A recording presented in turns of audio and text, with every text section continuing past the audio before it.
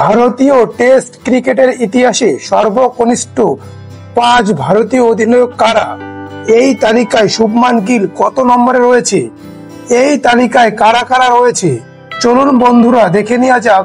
ভারতীয় দলে কে কত বছর বয়সে কোন টেস্টের মাধ্যমে নিজেদের ক্যারিয়ারের প্রথম টেস্ট অধিনায়ক হিসাবে যাত্রা শুরু করেছে।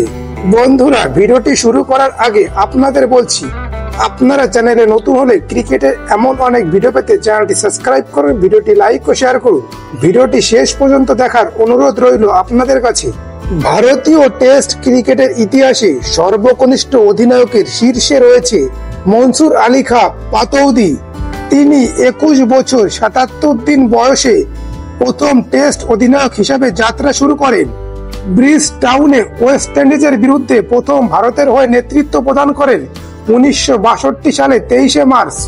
দ্বিতীয় স্থানে রয়েছে গ্রেট সচিন তেন্ডুলকর, 23 বছর 169 দিন 1996 সালে 10 অক্টোবর দিল্লিতে অস্ট্রেলিয়ার বিরুদ্ধে টেস্ট ক্যাপ্টেন হিসাবে অভিষেক করেন গ্রেট সচিন তেন্ডুলকর। তৃতীয় স্থানে রয়েছে ভারতের হয়ে প্রথম বিশ্বকাপ জয়ী অধিনায়ক কপিল দেব, 24 বছর 48 দিনে টেস্ট অধিনায়ক হিসাবে অভিষেক হয়। 1983 সালে ফেব্রুয়ারি মাসে কিংস্টনে ওয়েস্ট ইন্ডিজের বিরুদ্ধে ভারতীয় দলে টেস্ট অধিনায়ক হিসাবে প্রথম যাত্রা শুরু করেছিলেন কপিল দেব। চতুর্থ স্থানে রয়েছে রবি শাস্ত্রী, 25 বছর 229 দিন 1988 সালে 21 জানুয়ারি চেন্নাই ওয়েস্ট ইন্ডিজের বিরুদ্ধে রবি শাস্ত্রীর নেতৃত্বে টেস্ট খেলতে নামে টিম ইন্ডিয়া। সেই ম্যাচটি ছিল টেস্ট অধিনায়ক হিসাবে রবি শাস্ত্রীর প্রথম ম্যাচ।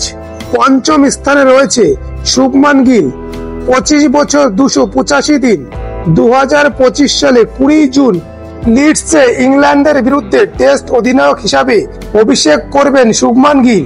শুভমান গিলের নেতৃত্বে ভারতীয় টেস্টে নতুন একটি যুগের সূচনা হতে চলেছে, যেখানে তরুণ মনোভাব, উদ্যম ও নেতৃত্বের সম্ভাবনাকে সামনে নিয়ে যাওয়া হবে।